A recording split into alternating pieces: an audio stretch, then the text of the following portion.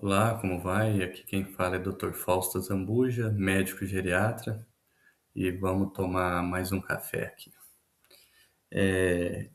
Esse é o segundo vídeo, apontando sobre o tema de prescrição médica em idosos, e aqui nós vamos falar basicamente dos remédios que merecem mais atenção, ou seja, remédios que você precisa ter uma atenção redobrada por conta dos riscos inerentes da medicação. Lembrando que são medicações indicadas. Na medida do possível, a gente tenta enxugar a prescrição médica, mas às vezes o benefício daquela medicação é maior do que os riscos inerentes a ela. Então, por exemplo, anticoagulação em pacientes com fibrilação atrial crônica. Apesar do risco inerente da medicação, que é o risco de hemorragia, o benefício da prevenção de eventos embólicos, ou seja, a formação de coágulos, sobrepõe o potencial risco da medicação. Lembrando que a gente não quer causar o mal, né? A gente quer causar o bem. Então, na medida do possível, se houver uma indicação, a gente precisa entrar com a medicação. E assume o risco, porque o risco é menor que o benefício. Então, no último vídeo, eu mostrei como que a gente organiza a medicação em casa de forma segura. Nós falamos sobre o uso dos box, dos organizadores, né? E hoje eu quero falar de outros pontos que merecem atenção no seu cuidado da saúde ou de você que cuida de um paciente idoso, principalmente se for um idoso frágil, um idoso muito idoso. E eu queria falar hoje dos critérios de Beers. Os critérios de Beers foram desenvolvidos pela Sociedade Americana de Geriatria, né? American Geriatric Society, que é a AGS, né? Para mostrar o uso de prescrição inadequada em idosos, ou seja, são medicamentos que têm um uso com efeito colateral importante e que existe uma alternativa melhor do que aquela medicação. Vou dar alguns exemplos aqui. O uso de óleo mineral na constipação intestinal. O óleo mineral traz um risco importante de, se esse paciente vomitar e microaspirar o óleo mineral, é um quadro gravíssimo, né? Uma pneumonite gravíssima. Na nossa prática clínica, a gente vê muito, por exemplo, os benzodiazepínicos. Quando a gente vê um idoso tomando diazepam, ai meu Deus, que é a medicação que tem nos postos de saúde. Diazepam é uma medicação que fica 3 dias recirculando, né, no idoso, ainda mais que o idoso tem um aumento da massa de gordura, né, da gordura corporal, uma diminuição muscular, uma diminuição do clearance renal, uma diminuição da função hepática. Então, os diazepínicos aí são os medicamentos que estão mais associados a, por exemplo, a queda no idoso, a alteração do ciclo de sono-vigília. A gente vai falar mais à frente, mas os diazepínicos impedem o sono profundo, que é aquele sono reparador, que vai fazer a limpeza dos neurônios. Nós vamos entrar em detalhes no protocolo Athena. Hoje nós estamos falando de precisão, luz, exatidão, e a gente remonta principalmente ao deus Apolo. Nós vamos falar, eu de um princípio geral dos deuses, né, mas a gente vai falar da figura mítica de cada um. Então nós vamos falar de Apolo, vamos falar de Atenas, vamos falar de Hefesto, de Hestia, de Deméter e de Hermes. Então, cada deus do panteão do Olimpo ali vai trazer um aspecto da saúde que a gente vai colocar o nosso binóculo para agir. Mas, voltando ao assunto aqui hoje, os medicamentos anticolinérgicos, por quê? Os anticolinérgicos, eles têm muito efeito colateral, Então, eles podem dar tontura, boca seca, confusão mental, constipação intestinal. Então, depois dos diazepínicos, são as medicações aí com maior potencial de efeito colateral, lembrando aí da iatrogenia médica. É muito comum a gente ver nos postos de saúde a amitriptilina. A amitriptilina a gente evita usar ao máximo no idoso. Tem medicações mais seguras do tipo nortriptilina. A nortriptilina ela é mais segura e tem o mesmo efeito da amitriptilina, mas também tem um efeito muito anticolinérgico. Entre os inibidores da recaptação da serotonina, a paroxetina é o mais anticolinérgico de todos. Por exemplo, antidiabéticos orais, a gente não usa, por exemplo, a clorpropamida, que é uma medicação, um hipoglicemiante oral antigo, a gente evita ao máximo. A gente, por exemplo, evita a glibenclamida, porque tem um risco muito grande de hipoglicemia, então a gente prefere a glicazida. Então, assim, sempre buscar uma alternativa melhor. E existem critérios, né, de prescrição.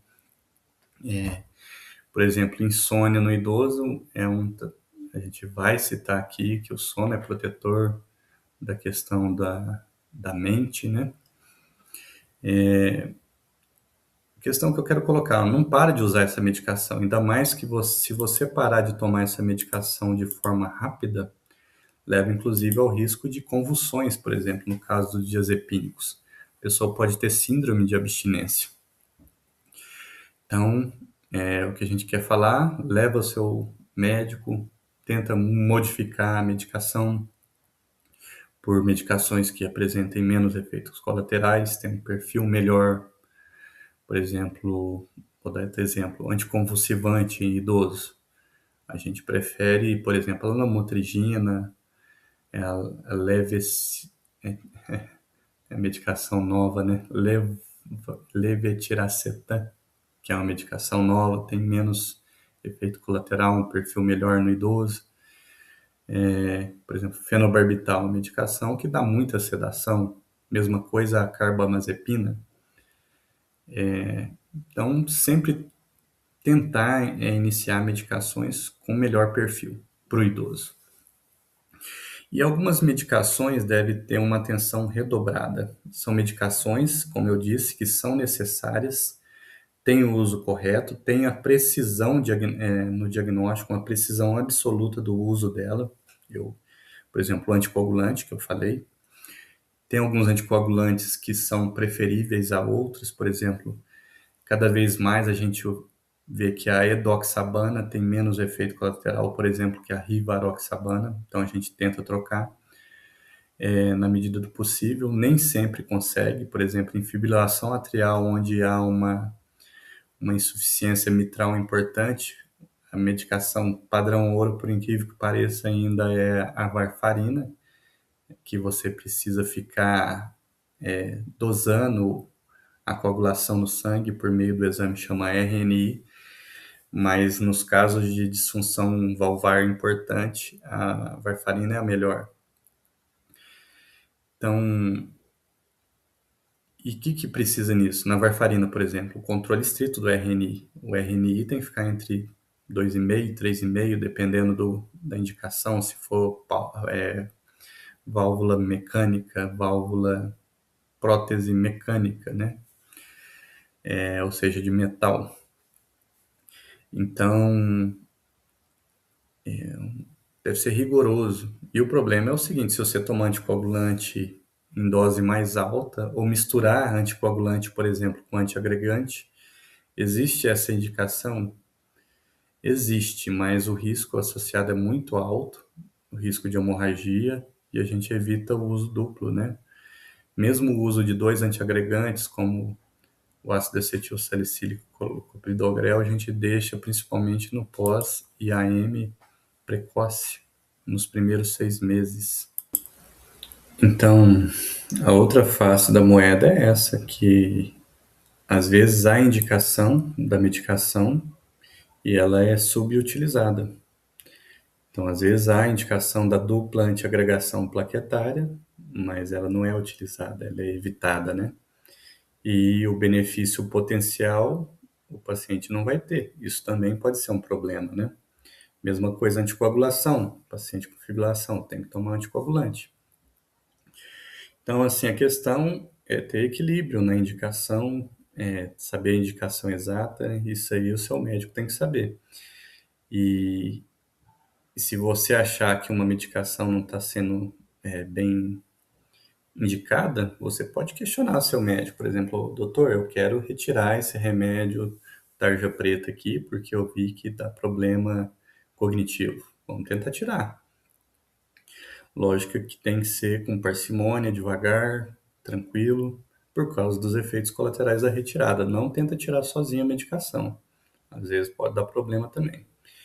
Outra coisa, às vezes os pacientes tomam chás fitoterápico, porque é natural, há uma tendência a achar que tudo que é natural é mais saudável.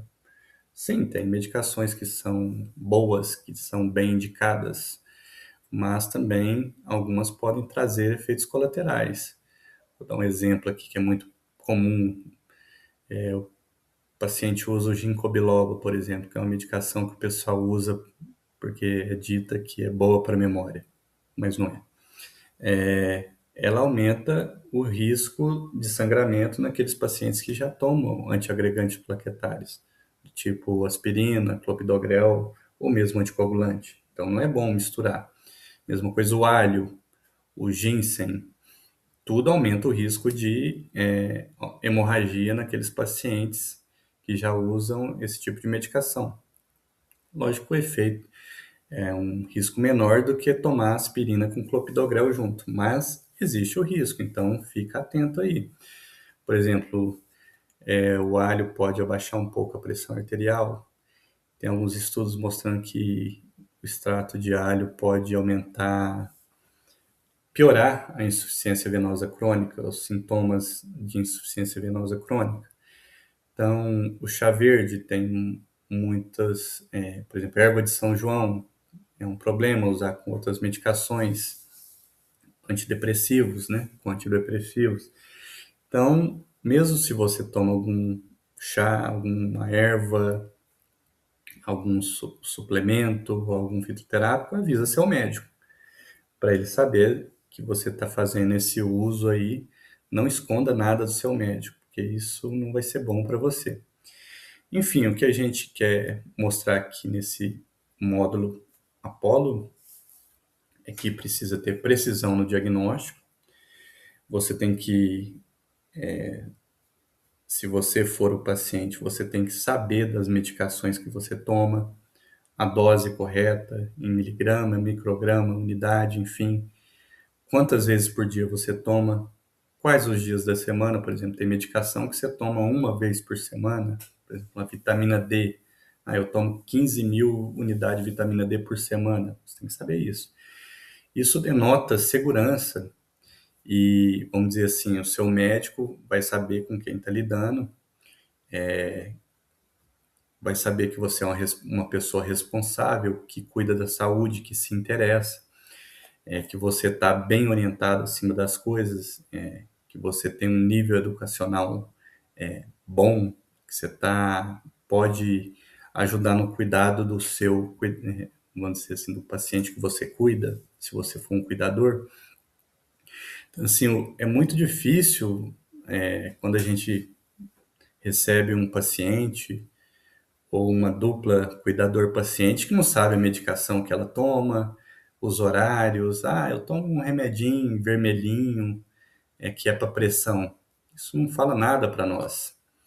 A gente precisa saber a dose do medicamento, os horários, quantas vezes por dia, desde quando que toma, porque isso vai influenciar na sua saúde. Vamos dizer que eu quero entrar com uma medicação nova, mas eu não sei o que você está tomando, e se tiver interação entre medicamentos, ou se a medicação que eu quero passar, você não pode usar porque você escondeu um problema de saúde, ou você esqueceu de um problema de saúde. Então, o principal interessado da saúde nós mesmos. Eu sou o principal interessado com a minha saúde. Então, cabe a você, ou se você cuida de alguém, ter noção de tudo que você está usando e ter ideia do que a gente falou aqui, dos riscos. É um dos pontos mais sérios aí da nossa prática geriátrica. É muito comum a gente melhorar muito o paciente tirando remédio, isso aí com certeza. A gente diminui o número de medicações, desprescreve, sempre tentamos desprescrever, quando possível, e, e tenha essa noção de precisão na sua medicação, porque é um dos grandes fatores aí de piora da sua saúde se você toma a medicação errada. E a gente vai ficando por aqui. Depois nós vamos falar sobre reserva cognitiva e vamos usar para isso o protocolo Athena. E, e eu fico então de liberar o aparato mítico aí de Apolo e de Atena. E a gente fica por aqui. Muito obrigado.